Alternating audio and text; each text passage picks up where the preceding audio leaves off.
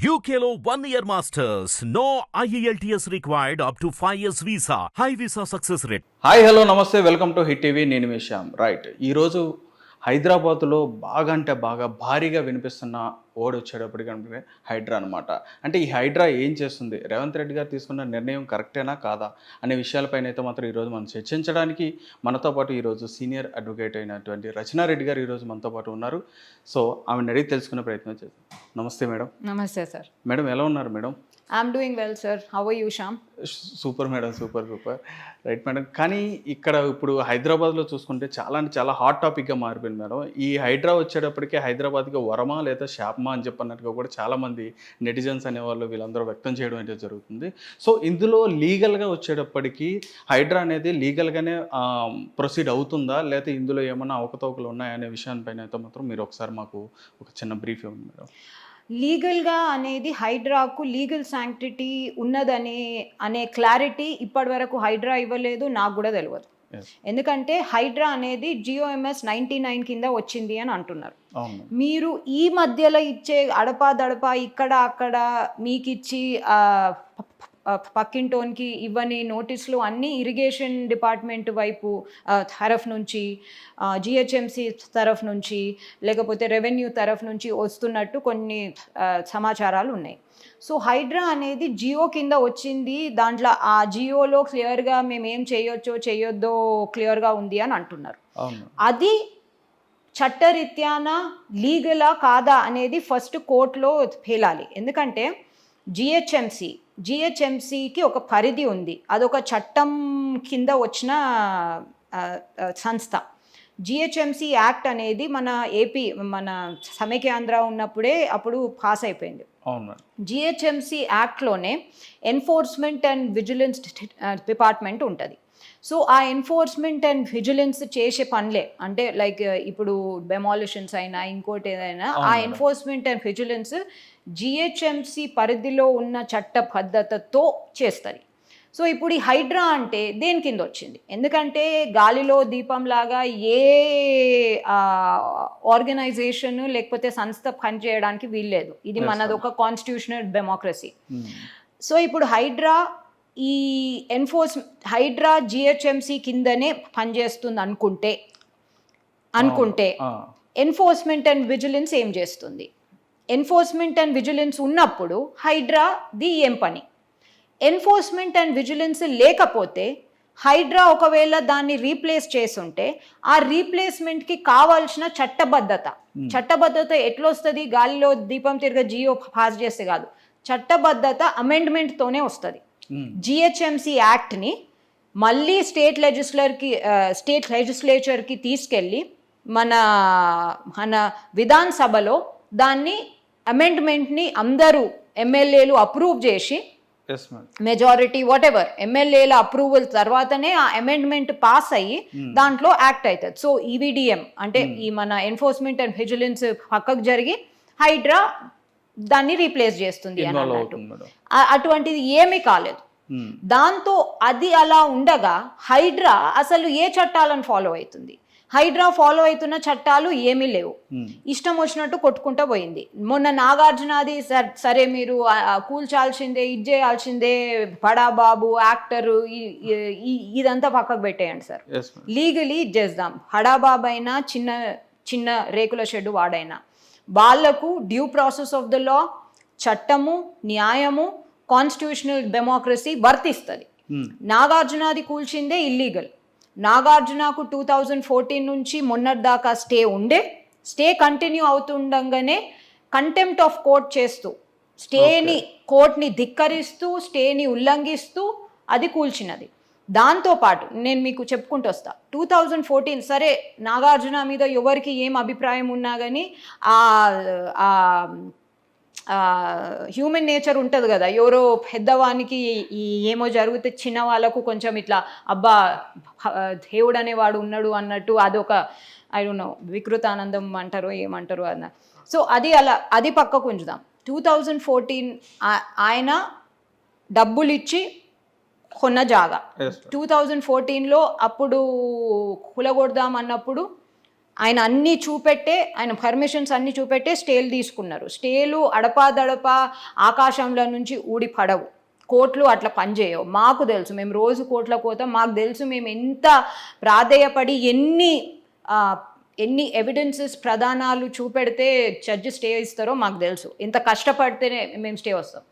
దాని తర్వాత నాగార్జున 2014-15 స్టే వచ్చిన తర్వాత ల్యాండ్ గ్రాబింగ్ చట్టం కింద ల్యాండ్ గ్రాబింగ్కి ఒక స్పెషల్ కోర్టే ఉంటుంది. ల్యాండ్ గ్రాబింగ్ కోర్టులో గవర్నమెంటే ఈ కేసుని తీసుకెళ్ళింది. నాగార్జున అదేంది ల్యాండ్ గ్రాబ్ చేసిండని చెప్పేసి ఆ 3 ఎకరాల్లో ఏందో, దాంట్లో క్లియర్గా గవర్నమెంటే తమ్మిడి చెరువు 29 ఎకరాలు కాదు 20 ఎకరాలే మేము తప్పు చేశాము, ఇది ఎఫ్టీఎల్ పరిధిలో రాదు అని చెప్పేసి కేసు వాపసు తీసుకుంది. ఓకే, దాని తర్వాత నాగార్జున నన్ను సతాయిస్తుండ్రు, నా ప్రాపర్టీని నన్ను ఎంజాయ్ చేసుకొని, ప్లస్ అంటే it's called enjoyment of property. నీ ప్రాపర్టీని నువ్వు దాంట్లో ఉంటున్నావా, దాంతో నీ బిజినెస్ చేసుకుంటున్నావా, it's called enjoyment of property. నా ప్రాపర్టీని నన్ను సరిగ్గా వాడుకొని ఇస్తలేరని చెప్పేసి ఓఎస్ ఫైల్ చేసిండు జిహెచ్ఎంసి వీళ్ళందరికి అగేన్స్ట్, అంటే original suit in the civil case. So మీరు ఉన్న స్టేని ధిక్కరించి ఉల్లంఘించి ల్యాండ్ గ్రాబింగ్ కోర్టులో మీరే వాపస్ తీసుకొని, ఇప్పుడు సడన్గా 9 ఎకరాలు ఎక్కడి నుంచి పుట్టుకొచ్చినాయో గవర్నమెంటే చెప్పాలా. ఆ కేసులో మీరే వాపస్ తీసుకొని, ఎటువంటి ల్యాండ్ గ్రాబ్ కాలేదు, ఎఫ్టీఎల్ పరిధిలోనే ఉంది, తమ్మిడి చెరువు సైజు 29 కాదు 20 ఎకరాలే అని మీరే ఒప్పుకొని వాపస్ తీసుకొని, ఇంకో సివిల్ కేసు పెండింగ్ ఉండగా మీరు నోటీసులు ఇవ్వకుండా, నోటీసులు ఇచ్చినామని అబద్ధాలు చెప్పి కొట్టేసిండ్రు. ఎంత ధైర్యము దమ్ము ఉంటే మీరు అటువంటి పని చేస్తారు మీరు? ఓకే మేడం, అంటే మీరు ఇందాక చెప్పినట్టుగా కంటెంట్ ఆఫ్ ది కోర్ట్ అని చెప్పిన ఏ విధంగా అన్నారో, నిజంగా హైడ్రాకి ఆ పవర్ ఉందని చెప్పని అనుకోవచ్చా? లేదండి, లేదు. హైడ్రాకు ఏ సంస్థకు, ఆఖరికి ప్రైమ్ మినిస్టర్, ప్రెసిడెంట్ నుంచి చిన్న సెక్షన్ ఆఫీసర్ దాకా ఏ గవర్నమెంట్ సర్వెంట్కైనా పబ్లిక్ రిప్రజెంటేటివ్కైనా చట్టాన్ని ధిక్కరించి ఉల్లంఘించి చేసే అర్హత, స్థాయి, స్తోమత లేదు. హైడ్రానే ఒక లీగల్ సంస్థనా ఇల్లీగల్ సంస్థనా ఇంకా తేలేదు ఉంది కోర్టుల. ఓకే, హైడ్రాకు జిహెచ్ఎంసితోని municipal and urban development department MAUD municipal administration and urban development department తోని ఏం సంబంధం ఉందా? హైడ్రాకి ఇరిగేషన్ డిపార్ట్మెంట్ తో సంబంధం ఉందా? హైడ్రాకి రెవెన్యూ డిపార్ట్మెంట్ తో సంబంధం ఉందా? ఆ సంబంధం ఏ చట్టంలో భద్రపరిచి ఉంది? చూపెట్టండి మీరు. చూపెట్టడం లేదు. ఎందుకు? నాగార్జునదేమో నోటీసులు లేకుండా కొట్టేసిండ్రు. ఇప్పుడు ఆ ఒక్క బడాబాబుది మీరు అందరికీ లోకానికి చూపెట్టడానికి కొట్టేసిండ్రు. మళ్ళీ ఇప్పుడు ఇంకో వాటి సంగతి ఏంటి? పెద్దవాళ్ళు పాలిటీషియన్స్ వాళ్ళకు ఏం నొప్పి కాదు.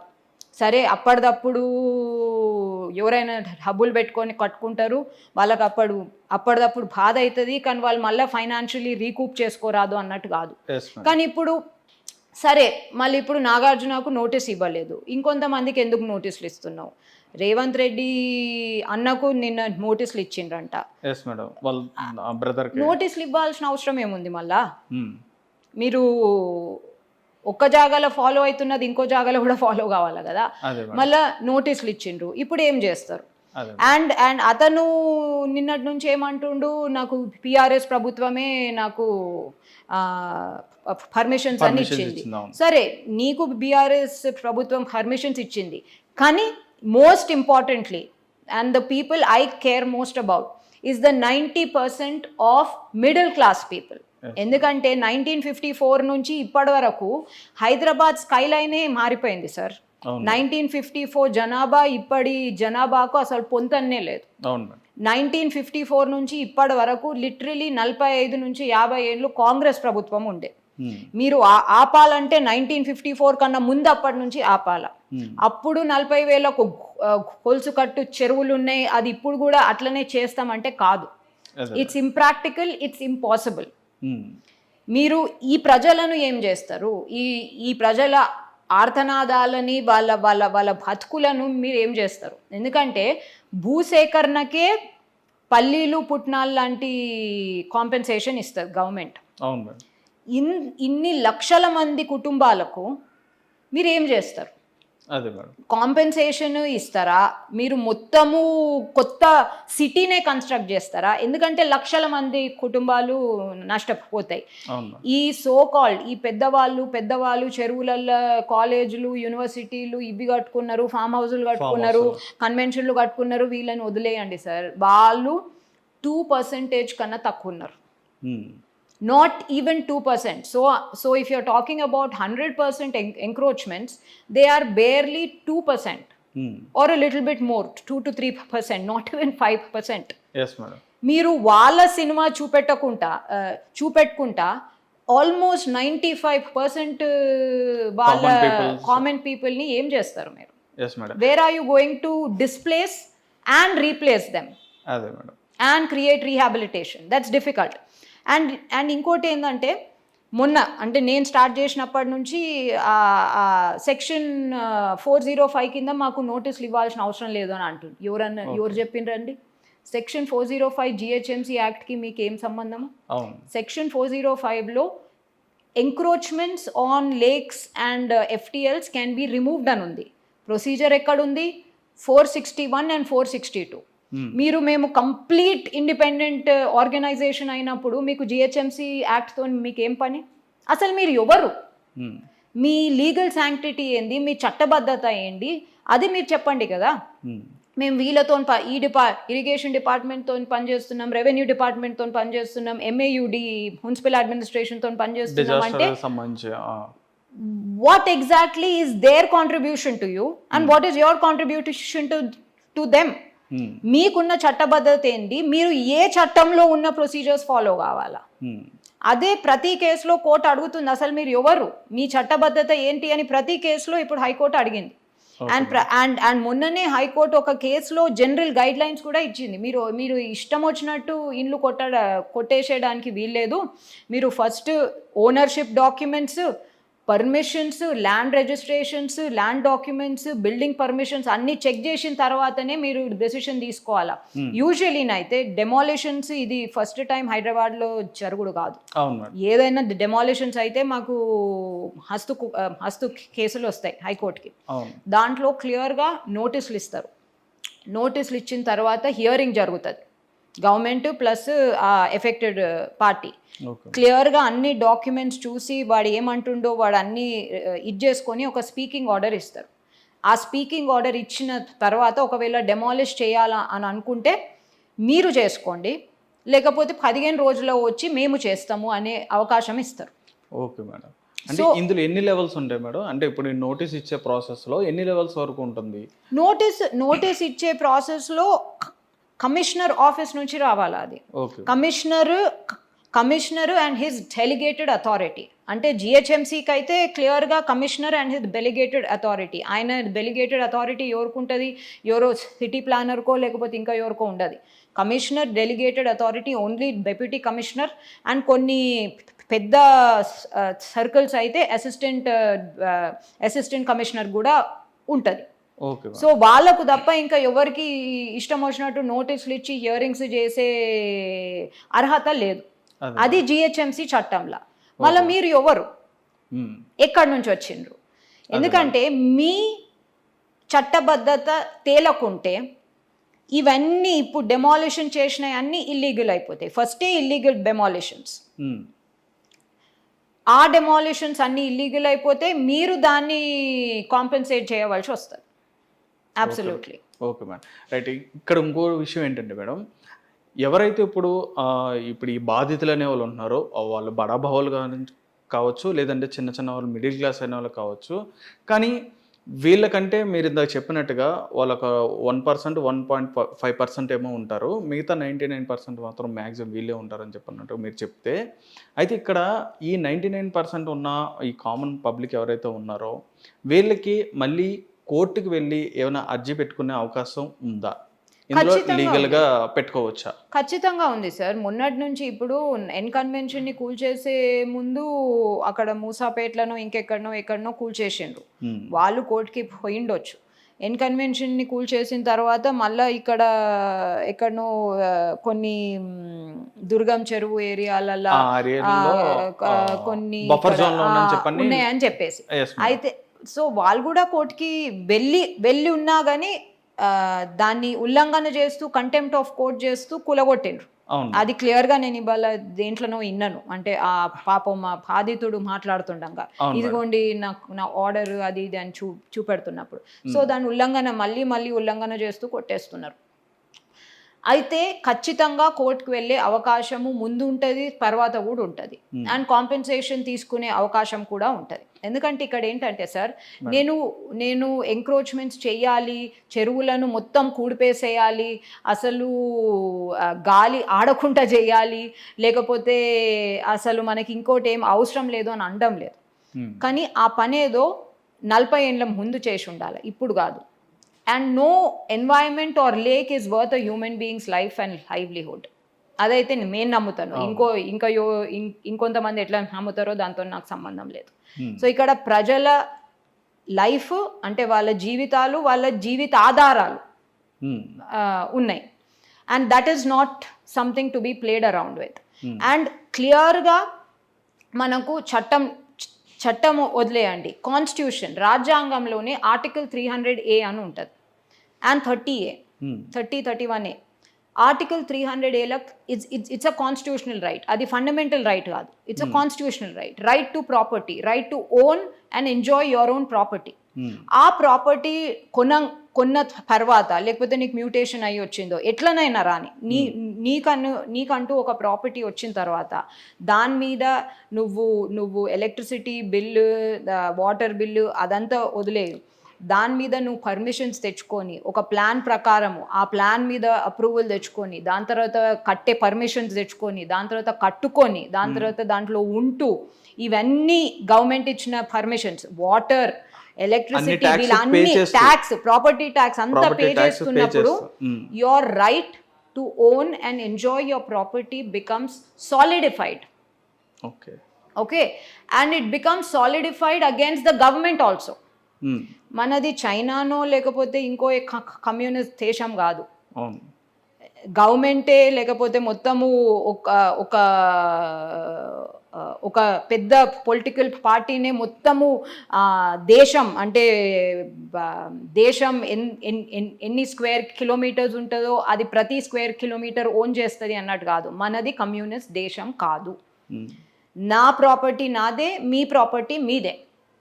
సో అటువంటి రైట్స్ సాలిడిఫై అయిన తర్వాత గవర్నమెంట్కి నా ఇంటిలోకి కూడా రావడానికి నా పర్మిషన్ తీసుకోవాలి. అటువంటి పర్మిషన్ తీసుకునే ఇండ్లు కూల్చేసిండు. ఇప్పుడు అందరికీ చాలా ఇప్పుడు అనామతుగా కాగితం ముక్క లేకుండా లేపేసినవి వేరు సార్. దానికి కూడా నోటీసులు ఇవ్వాలా, నీకు కాగితం ముక్క లేదా సరే అప్పుడు కూల్చేస్తా. ఓకే కానీ అటువంటి అసలు ఆల్మోస్ట్ నిల్ ఆల్మోస్ట్ 1-2 ఉన్నాయో లేకపోతే అవి కూడా లేవేమో. అన్ని పర్మిషన్స్ ఎల్ఆర్ఎస్లు బీఆర్ఎస్లు తర్వాత వచ్చినాయి. దానికన్నా ముందు బాజాబ్తా అవుట్ రైట్ క్లియర్గా పట్టా, నాలా కన్వర్జన్, దేంది HMDA approval, GHMC approval, RERA, all your approvals, your plan approved, your construction permission on the said plan approved, you have constructed, you are paying the property tax, electricity bill, you are getting running water, drainage connection as well. That's it, your right over your property is solidified. And once and itla ishtam vachinattu kotteskuntu vaste you can certainly approach the court. Okay madam, ఇక్కడ మెయిన్గా వచ్చేటప్పటికి చాలామందికి కూడా ఇప్పుడు అర్థం కాని విషయం ఏంటంటే ఇప్పుడు వాళ్ళు ఎవరైతే ఉన్నారో వాళ్ళు బఫర్ జోన్లో ఉన్నా కానీ లేదా అదేవిధంగా ఫుల్ ట్యాంక్ లెవెల్ రేంజ్లో ఉన్న వాళ్ళు కానీ వీళ్ళందరికీ వాళ్ళకి ఏంటంటే ఇస్తున్న నోటీసుల ప్రకారం కానీ లేదా అక్కడ మార్క్ చేస్తున్న విధానంలో కానీ వీళ్ళే కూల్చబోతున్నాం అని చెప్తున్నారు. ఇప్పుడు వీళ్ళు ఏం చేయాలంటే అంటే వాళ్ళకి తెలియకట్లా వాళ్ళు ఎలా మనం లీగల్గా అప్రూవల్ అవ్వాలి లేదంటే ఎలా లీగల్గా మనం ప్రొసీడ్ అవ్వాలని చెప్పిన విషయం తెలియట్లేదు. అటువంటి వాళ్ళు కోర్టుని ఆశ్రయించాలంటే ఏ విధమైన లీగల్ ప్రాసెస్ అనేది చేయాలి? కోర్ట్ని అంటే ఇప్పుడు డెమాలిషన్స్ ఇటువంటి విషయాల్లో ఎప్పటి నుంచో కోర్టులని ఆశ్రయిస్తున్న వాళ్ళు చాలా మంది ఉన్నారు. సో ఇప్పుడు ఈ హైడ్రా వచ్చిన తర్వాత హైడ్రా అనేది ఒక ఈ బిగ్ డైనోసార్ లా కనిపిస్తుంది కాబట్టి వాళ్ళు అవుట్ రైట్గా వాళ్ళకున్న డాక్యుమెంట్స్ తోని గిట్లా కోర్టుని ఆశ్రయించవచ్చు. ఎందుకంటే ఇక్కడ క్లియర్గా మేము ఆఫీసర్లను తప్పుపడతాము, ఆఫీసర్లని ఉరికిపించుకుంటా లేకపోతే వాళ్ళని వెతికి వాళ్ళని పనిష్ చేస్తాము అని అనడానికి వీల్లేదు. ఎంత అంటే ఇవన్నీ ఇంప్రాక్టికల్ ఇంపాసిబుల్ స్టేట్మెంట్స్ అండి. మీరే చూడండి, 60 ఏళ్ళ నుంచి ఆఫీసర్లని ఎంతమందిని ఎతుకుతారు? అప్పటి నుంచి ఉన్న ఆఫీసర్లు అసలు ఉన్నారా, రిటైర్ అయినరా, ట్రాన్స్ఫర్ అయినరా, దేశం వదిలేసినరా, చనిపోయినరా? 5 ఏళ్ళు కూడా మీకు సరిపోవు. 5 ఏళ్లలో కూడా ఈ ప్రాసెస్ అయిపోదు. ఎందుకంటే లక్షల పర్మిషన్లు ఉన్నాయి. ప్రతి పర్మిషన్ వేరే డిపార్ట్మెంట్ నుంచి ఉంటుంది. అండ్ ఆ డిపార్ట్మెంట్లో ఎన్నో నోట్ ఫైల్స్ ఉంటాయి. సో ఎంతమంది ఒక్కొక్క పర్మిషన్కి అట్లీస్ట్ ఒక 20 మంది సంతకాలు ఉండుంటాయి. అవును మేడం, అట్లీస్ట్ నేను తక్కువ చెప్తున్నా, ఇంకా ఎక్కువనే ఉండొచ్చు. వీళ్ళందరూ కూడా కోర్టుకి అటెండ్ అవ్వాలి కదా మేడం ఖచ్చితంగా. వీళ్ళందరినీ రిప్రజెంట్ చేసే వాళ్ళు కూడా ఉంటారు. వీళ్ళందరి మీద కేసులు ఫైల్ చేసుకుంటూ వస్తే వీళ్ళందరూ కూడా కోర్టుకి రావాల్సిందే కదా. ఓకే. సో వాళ్ళని మీరు తప్పు పట్టడానికి ఎక్కడి నుంచి ఉంటుంది? మళ్ళీ వాళ్ళు వీళ్ళని కాంపెన్సేట్ చేయాలి. మీరు ఎటు చూడండి శ్యామ్, నష్టపోయేటోడు చిన్నవాడే. ఎటు చూడండి నష్టపోయేటోడు చిన్నవాడే. ఇక్కడ పాలిటీషియన్స్, యాక్టర్ల గురించి మనం మాట్లాడుకోవాల్సిన అవసరం లేదు. వాళ్ళ సినిమా చూపెట్టి అంటే లిటరలీ వాళ్ళ బొమ్మ ముందటికి పెట్టి నష్టం చేస్తున్నది ఈ 99% వాళ్ళనే.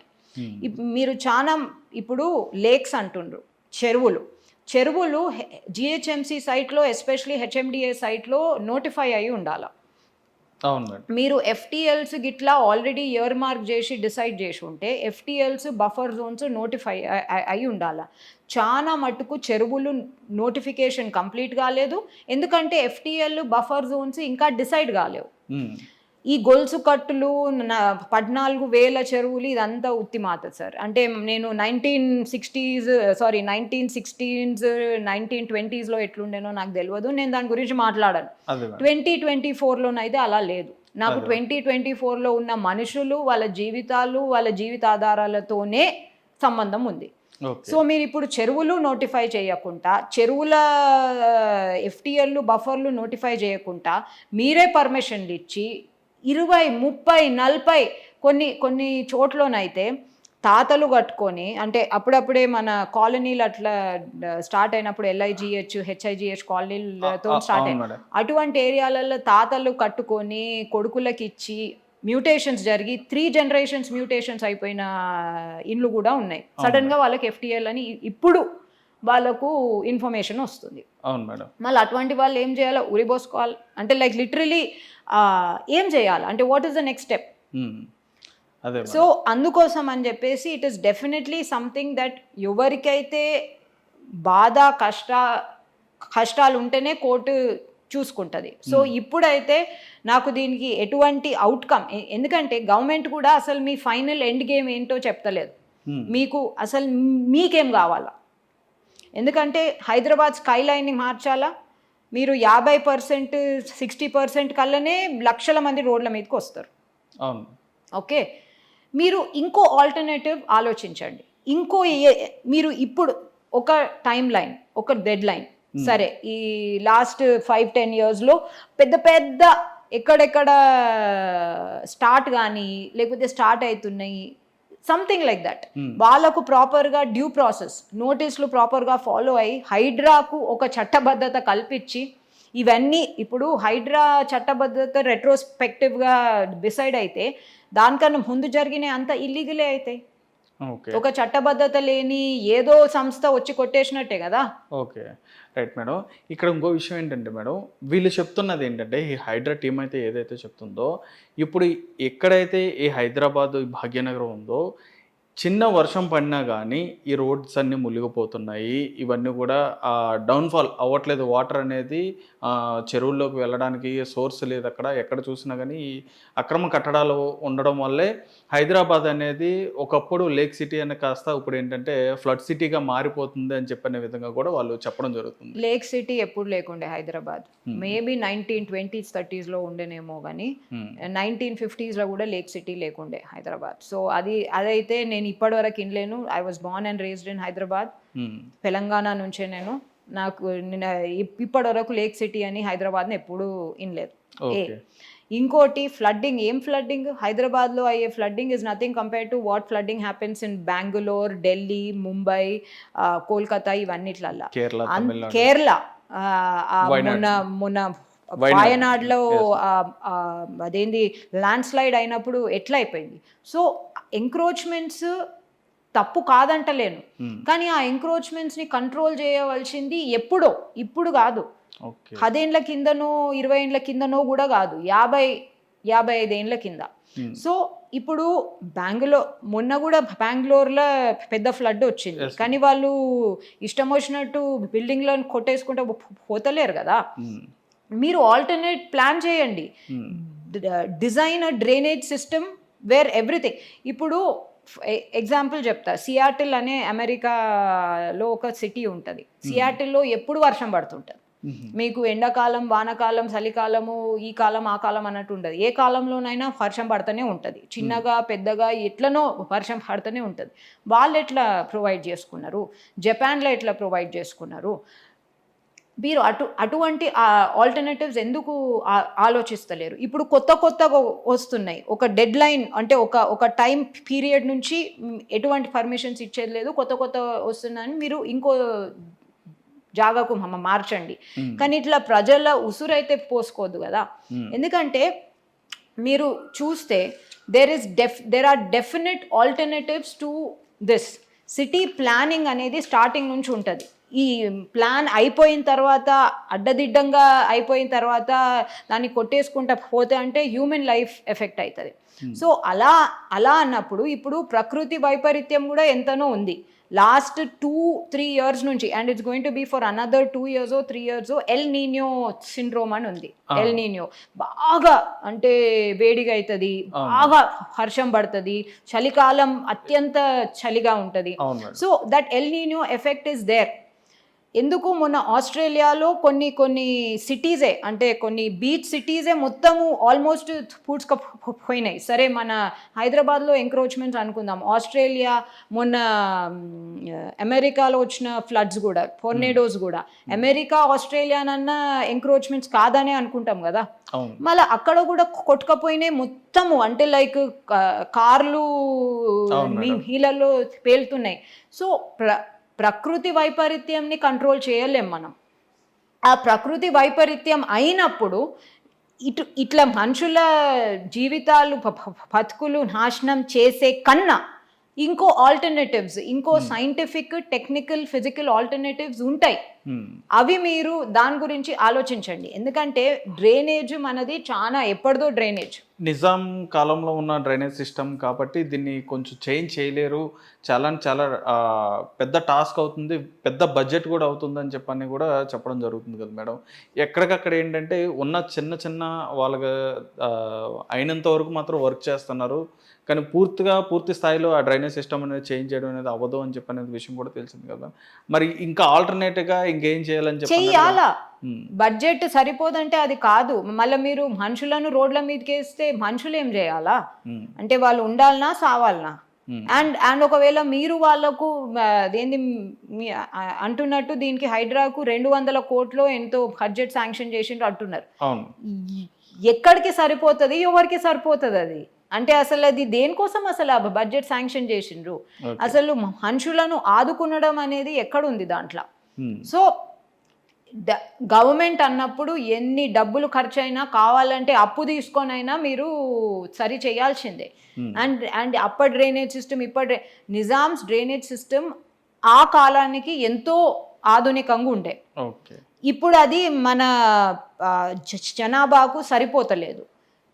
మీరు దాన్ని దాన్నే ఎట్లా చేంజ్ చేస్తారో, ఎట్లా రీమోడిఫై రీడిజైన్ చేస్తారో మనుషులకు, అగైన్ మనుషులకు ఇబ్బంది కాకుండా, మనుషులకు హాని, జీవితాలు బతుకులు రెండు సేమే. ఇప్పుడు నేను జస్ట్ బతికుండి నేను అదేంది ఖాళీ పీల్చుకుంటుంటే కాదు, నాకు బతుకు, నాకు జీవితము, ఒక ఫ్యామిలీ అంటే ఒక లైవ్లీహుడ్ అనేది, లైఫ్ అండ్ లైవ్లీహుడ్కి భంగం కాకుండా మీరు ఏం చేస్తారో అవన్నీ చేయాలి. కానీ ఇట్లా కొట్టేసుకుంటూ పోతే ఏమీ సాల్వ్ కాదు. ఓకే మేడం, ఇక్కడ మెయిన్గా మేడం చాలా కొన్ని లక్షల ఇల్లు వరకు కూడా ఇక్కడ ఉన్నాయి మేడం. అంటే కొన్ని లక్షల ఇళ్ళల్లో కూడా ఈ మన ఏదైతే చెప్తున్నారో బఫర్ జోన్లో కానీ, లేదంటే ఈ ఎఫ్టిఎల్ లెవెల్లో ఉన్న జోన్లో కానీ ఉన్న ఈ ఏవైతే ఉన్నాయో వీళ్ళందరికీ కూడా ఒక ఆల్టర్నేట్ అనేది కూడా చెప్పడం అనేది కూడా జరగట్లేదు. వాళ్ళకి ఒక ఆల్టర్నేట్ కూడా చూపించడం జరగట్లేదు. ఎందుకంటే ఒక ఎస్ఎన్ ల్యాండ్సే కానీ, లేదంటే ఒక బీఫామ్ ల్యాండ్సే కానీ ఇట్లాంటివి ఇవి ఉన్నప్పుడు వాళ్ళకి ఏంటంటే వాళ్ళకి ఒక ప్రత్యామ్నాయం అనేది చూపించడమో, లేదా ఒక ఉపాధి చూపించిన తర్వాత వాళ్ళకంటే ఒక నోటీస్ ఇచ్చిన తర్వాతనే వాళ్ళకి అవి డిస్ట్రాయ్ చేయడం జరుగుతుంది. అక్కడ కూడా ఏమైనా ప్రాపర్టీస్ ఏమైనా ఆక్యుపై చేయడం జరుగుతుంది. కానీ ఇప్పుడు ఏంటంటే డైరెక్ట్గా అటాక్ జరుగుతుంది కదా మేడం. మరి వీళ్ళకైనా ప్రత్యామ్నాయం చూపించే అవకాశం కూడా ఏమైనా ఉండొచ్చు అని చెప్పని అనుకోవచ్చా హైడ్రాలో? ఖచ్చితంగా ఉండాలి. First of all Hydra legal sanctity ఏందో అది మనం చాలా మాట్లాడుకున్నాం దాని గురించి. అది పక్కకు పెడితే ఇది భూసేకరణ కూడా కాదు. నేను అదే అంటున్నా కదా, భూసేకరణ చేసి ఈ సో కాల్డ్ ప్రజా ప్రయోజనాల అందులో క్లియర్గా రాస్తారు నోటిఫికేషన్లో, ప్రజా ప్రయోజనాల రీత్యా నోటిఫికేషన్లు ఉంటాయి. దాంట్లో భూసేకరణకే పల్లి పుట్నాల లాగా డబ్బులు ఇస్తారు. అది ఏదో తీసుకొని మనుషులు వెళ్ళిపోతారు, వాట్ ఎవర్. కానీ భూసేకరణలనన్నా ఒక ప్రాసెస్ ఉంటుంది. ఫస్ట్ కాంపెన్సేషన్, అదేంది ఫస్ట్ నోటిఫికేషన్ ఇచ్చి డ్యూ ప్రాసెస్తో అదేంది ల్యాండ్ని అంటే భూమిని అక్వైర్ చేసి కాంపెన్సేషన్ ఇచ్చి వాళ్ళకు రీహాబిలిటేషన్, రీసెటిల్మెంట్ అనేది పునరావాసం కల్పించే అవకాశం ఉంటుంది.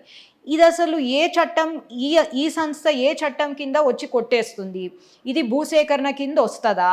భూసేకరణ చేస్తే మళ్ళీ నువ్వు ఫస్ట్ నాకు దాని కాంపెన్సేషన్ డ్యామేజెస్ ఇచ్చిన తర్వాతనే నువ్వు పునరావాసం చూపెట్టిన తర్వాత, అంటే లిటరలీ ఇంకో ఇంట్లోకి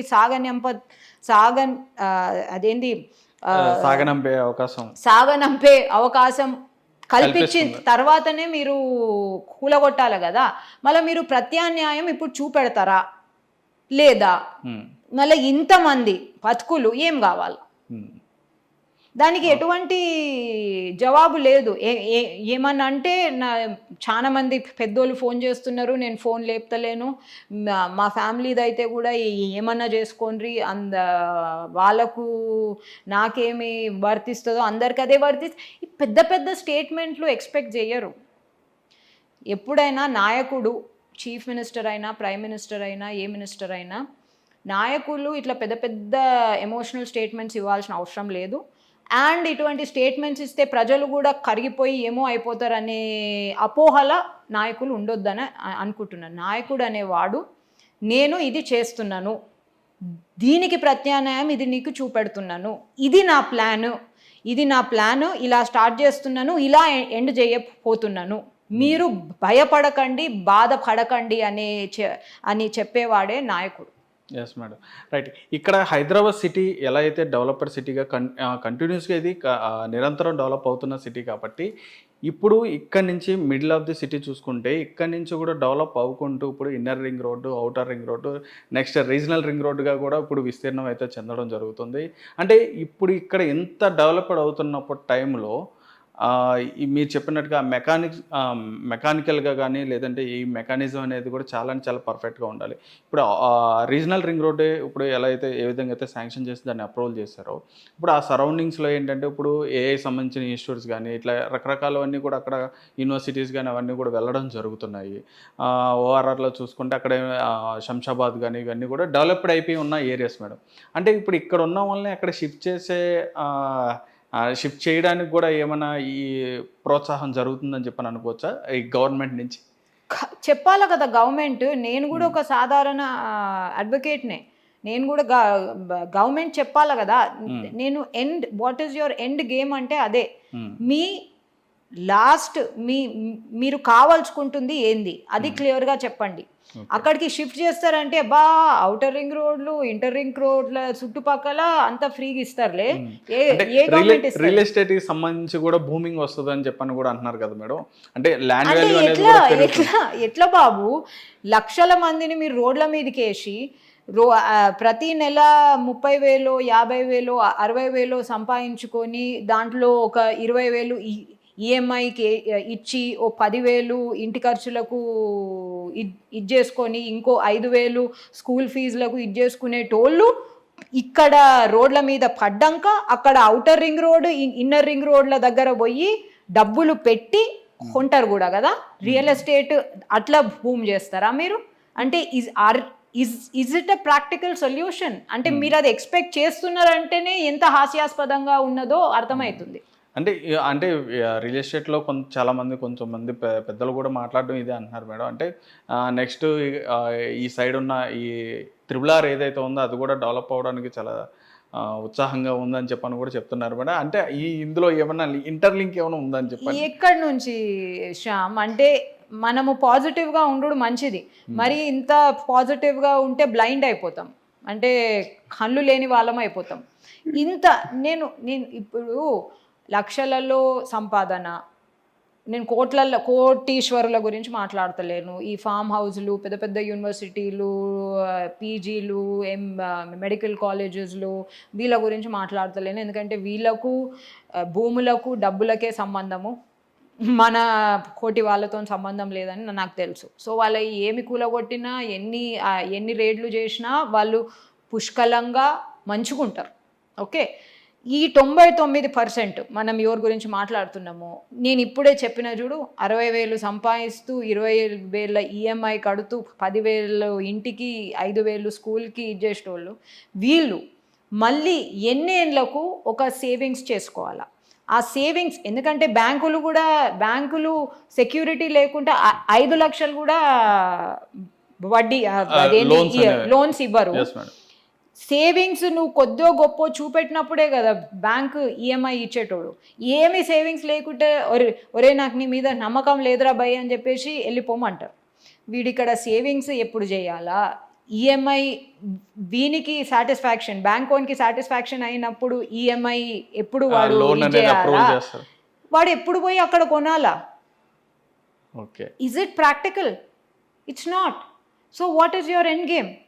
why are you harassing and destroying the city and the people who have voted you to power? That's an important.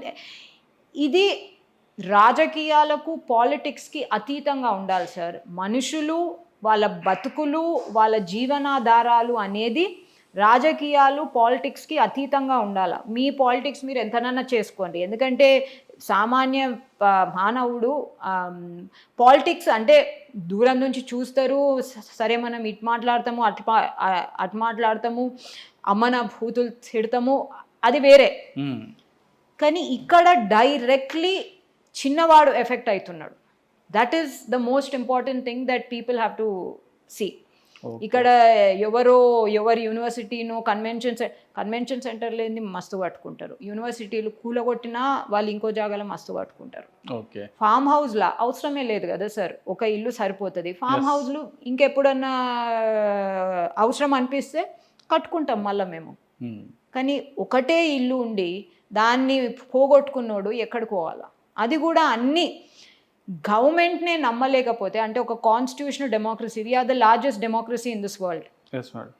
ఇటువంటి రాజ్యాంగం ఉన్న డెమోక్రసీలనే మనం గవర్నమెంట్నే నమ్మలేకపోతే ఇంకా ఎవరిని నమ్మలేము.